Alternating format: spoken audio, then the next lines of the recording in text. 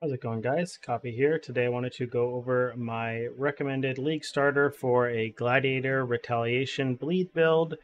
With this, it is using the new skill gems that were actually finally released, so we can finally get the damage numbers on these.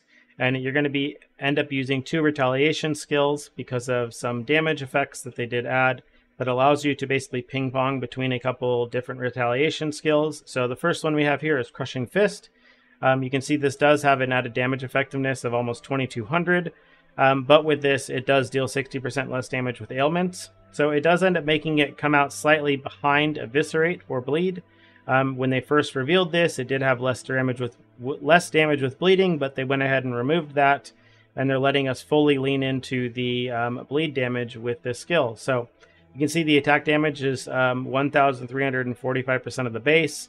And again, it can't be evaded, but we're going to be running like you're going to be running RT anyways, just to ensure that you can't miss. So it doesn't matter. And then you can see it does have a guaranteed chance to bleed, as well as it is just going to be your highest damage skill for bleed. So in regards to the tree, we can't actually put all of the skills in here yet because they have not actually added these gems to PoE. So we are doing the best thing we can, which is finding alternatives to these. So you can see the one for my Eviscerate here.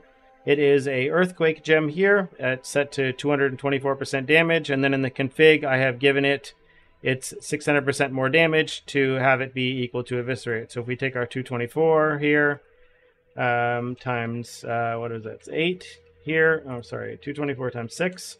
It's your 1344.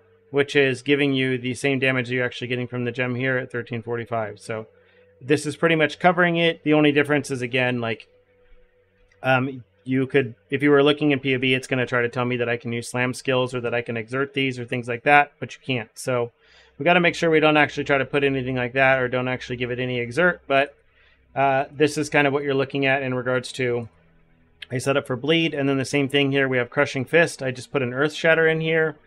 We are just looking at the base hit of the Earth Shatter, the initial impact here, which is going to be your 218% here, times your 40% or 400% more damage here in order to get to the 855% damage for the bleed. So the hit damage will be slightly bigger than this on the Crushing Fist, but at the end of the day, since this is a bleed build, you're going to be getting the majority of your scaling off of the bleed damage, so the hit damage is not as important. For the tree itself, we are going with a tree very similar to Ziz's build. I basically took inspiration from his and converted it over to use retaliation skills instead of being pure bleed. So you can see here we are still doing endurance charge stacking with comb sign rings. We are just basically going for damage reduction or damage over time multiplier and everything we can, and then we're getting suppressed. That's more of like an end game kind of expectation. Early on, you're probably just going to need to be focusing on or want to just focus on getting gear that has armor on it and life, and then basically that's it. If you can get suppressed at the end, obviously that's going to be the end game goal, but early on it's going to be harder to get the suppress, so you'll end up pathing over here and just picking up the chance to suppress spell damage is lucky.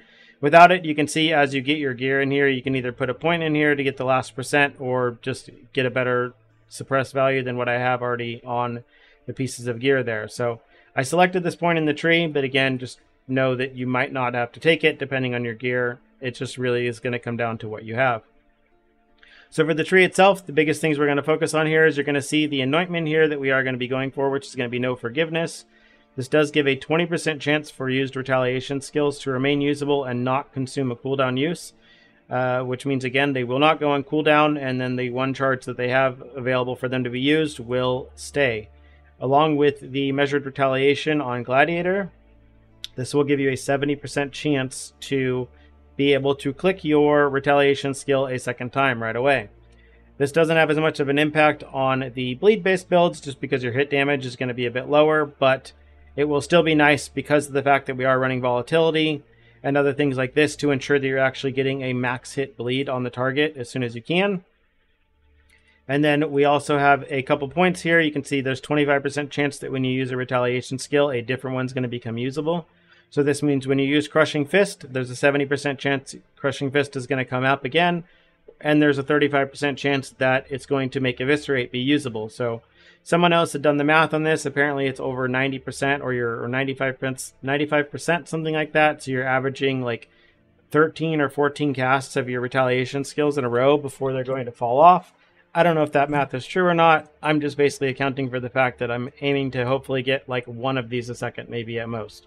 If you're doing this in maps, obviously, if you're just like jumping into the middle of packs, you're probably going to have, no problem getting these up.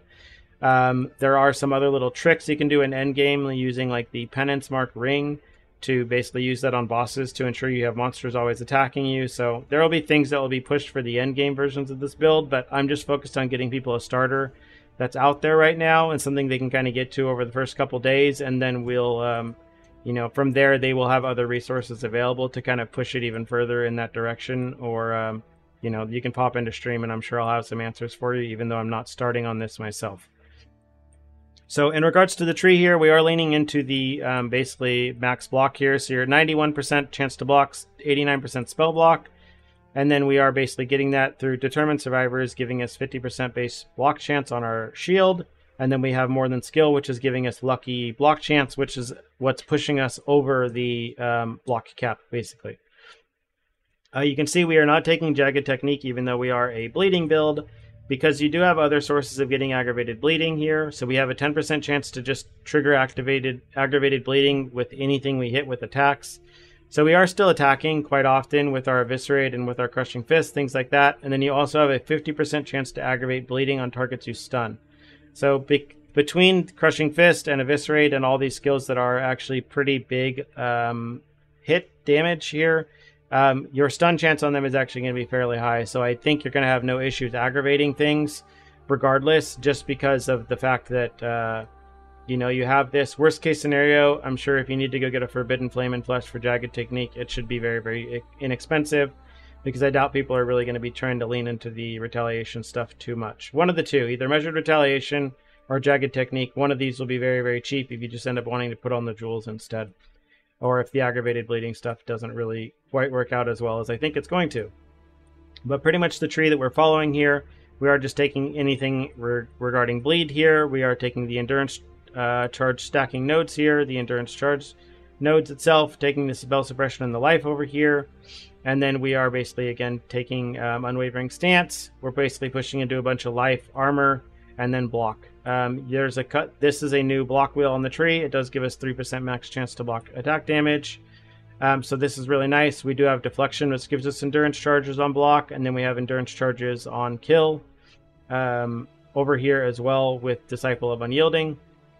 This is kind of like the biggest stretch points, I would say, that are in the build. You can drop these if you want. The extra armor is really nice. Same thing with the Retaliation Mastery. You should be getting quite a bit of armor out of this. I didn't put it in the calculation at all. But because you should be getting your retaliation skills popping up all the time, you should actually be able to get these active all the time. And we do path up all the way up to Resolute Technique. But day one or early on, you might just be better off running a Lycosa Day and saving your pathing up there, so you don't have to path all the way up there, and you can save yourself some time. This shield might be expensive. It depends how many people are really trying to do this build on launch. So I'm not including any leveling PoB or anything for this, because I will just be linking to Zai and Zizarin's Bleed Gladiator build on Maxroll. I am a Maxroll partner as well, and I'm realistically, anything I do is not going to be as in-depth as the written guide that they are providing on Maxroll itself. So that's going to be where I recommend, and that's where I'll be linking to. If you don't see the link there right now, just be patient. It will be there before the league launch occurs. So yeah, if you have any questions, leave them in the comments down below. And other than that, see you in the next one.